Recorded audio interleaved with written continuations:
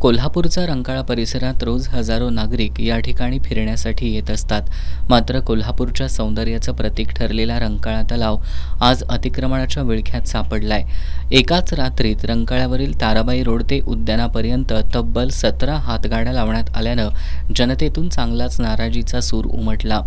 रंकाळा तलाव परिसरात रोजगाराच्या नावाखाली 100हून अधिक हातगाड्यांनी कब्जा केला होता. त्यात पुन्हा भर पडल्यानं या हातगाड्यांची चर्चा जिल्हाभर रंगली. या हातगाड्यामागे कोणत्या गॉडफादरचा हात आहे अशा चर्चा सुरू झाल्या. मात्र या अतिक्रमणाबाबत कोणतीही कारवाई झाली नसल्यानं याबाबतचे वृत्त माध्यमातून आणि व्हिडिओ सोशल मीडियावर व्हायरल होताच झोपलेल्या कोल्हापूर महानगरपालिका प्रशासनाला खडबडून जाग आली. अवघ्या काही तासातच महापालिकेच्या कर्मचाऱ्यांनी घटनास्थळी धाव घेत हातगाड्या हटवल्या. यानंतर नागरिकांनी समाधान व्यक्त केलंय. मात्र या हातगाड्या उभ्या करण्यामागे आमदार राजेश क्षीरसागर यांचा हात असल्याचा आरोप शिवसेना उद्धव बाळासाहेब ठाकरे पक्षाचे जिल्हाप्रमुख रविकिरण इंगवले यांनी केलाय. कोल्हापूर शहरामध्ये महानगरपालिकेच्या हद्दीत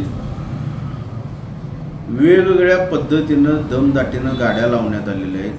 हातगाड्या असं ऐकण्यात आहे की या हातगाड्या विद्यमान लोकप्रतिनिधी राजेश क्षीरसागर यांच्या पक्षाच्या व त्यांच्या माध्यमातून लावलेल्या आहेत आणि अंगलट आल्यामुळं लगेच पळापळ करून धावपळ करून जेव्हाचा आट्टापिट्टा करून राजेश क्षीरसागर यांनी माझा याच्याशी कसलाही संबंध नाही असं खुलासा केला. खुलासा असा करण्यापेक्षा संबंध तुमचा नसेल तर कोणाचा संबंध आहे हे त्यांनी क्रमप्राप्त सिद्ध करावं.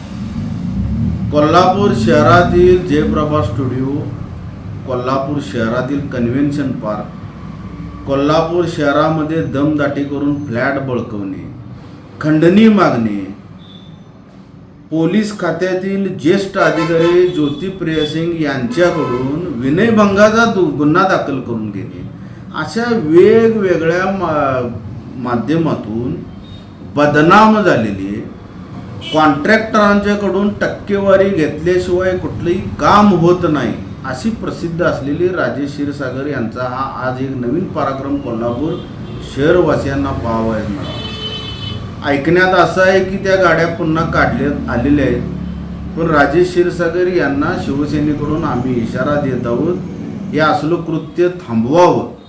रंकाळा परिसरातील हातगाड्यांबाबत जनक्षोभ उसळल्यानंतर महापालिकेला आपल्या कर्तव्याची आठवण झाली आहे. महापालिकेनं शहरातील अन्य अतिक्रमणांबाबत सुद्धा जनतेच्या रोषाची वाट न बघता कारवाई करावी हीच अपेक्षा.